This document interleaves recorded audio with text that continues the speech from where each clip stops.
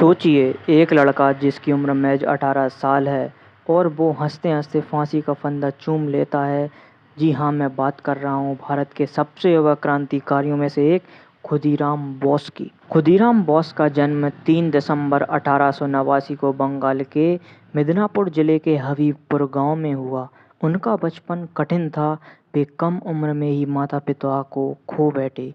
बड़े भाई और भाभी ने उनका पालन-पोषण किया।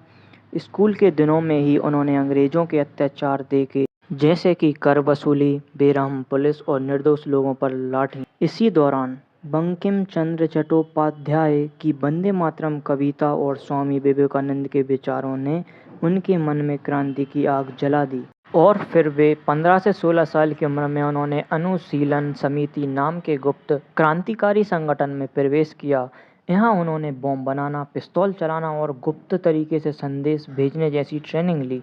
ये ब्रिटिश राज के लिए खतरा बनते जा रहे थे, क्योंकि वो गांव-गांव जाकर युवाओं में आज़ादी का संदेश फैला रहे थे। और सन 1908 में ब्रिटिश जज डगलस किंग्सफोर्ड का नाम बंगाल में आतंक का पर्याय बन चुका था। उसने क्रांतिकारियों को कठोर सजाएं दी, कई को कोड़े लगवाए और बिना सबूत जेल में डाल दिया। अनुशीलन समिति ने फैसला किया, किंग्सफोर्ड को सबक सिखाना जरूरी है। मिशन सौंपा गया खुदीराम बोस और प्रफुल्ल चाकी को। दोनों ने मुजफ्फरनगर जाकर कई दिनों तक किंग्सफोर्ड की दिनचर्या पर नजर रखी। और फिर 30 अप्रैल 1908 की रात मुजफ्फरनगर क्लब के बाहर दोनों घात लगाए बैठे थे। रात के करीब 8:30 बजे एक बग्गी बाहर आई। उन्हें लगा कि इसमें किंग्सफोर्ड बैठा है। उन्होंने बग्गी पर बम फेंका। बग्गी जलकर राख हो गई, लेकिन अंदर बैठी थीं 2 ब्रिटिश महिलाएं। किंग्सफोर्ड नहीं, महिलाएं मारी गईं, लेकिन टारगेट बच निकला। विस्फोट के बाद दोनों अलग-अलग दिशाओं में भागे।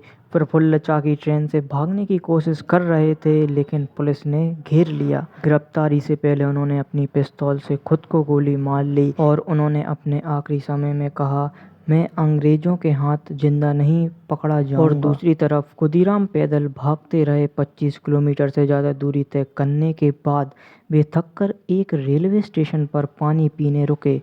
वहां पुलिस ने उन्हें घेर कर गिरफ्तार कर लिया और कोर्ट में पेश करते समय उनकी उम्र सिर्फ 18 साल थी, लेकिन उनके चेहरे पर डर नहीं, मुस्कान थी।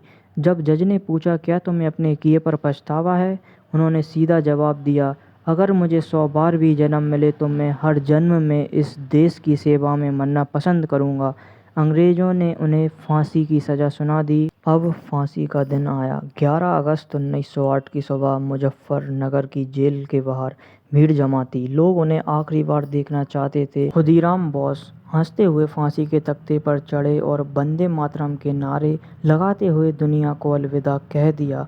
जेल से बाहर उनके शव को लोगों ने फूलों से सजाया और हर जगह उनका नाम गूंज उठा। खुदीराम बोस की शहादत ने बंगाल ही नहीं, पूरे देश के युवाओं में आज़ादी का जुनून भर दिया। लेकिन दुख की बात है कि आज का युवा इन क्रांतिकारियों को जानता भी नहीं। जय हिंद, जय भारत।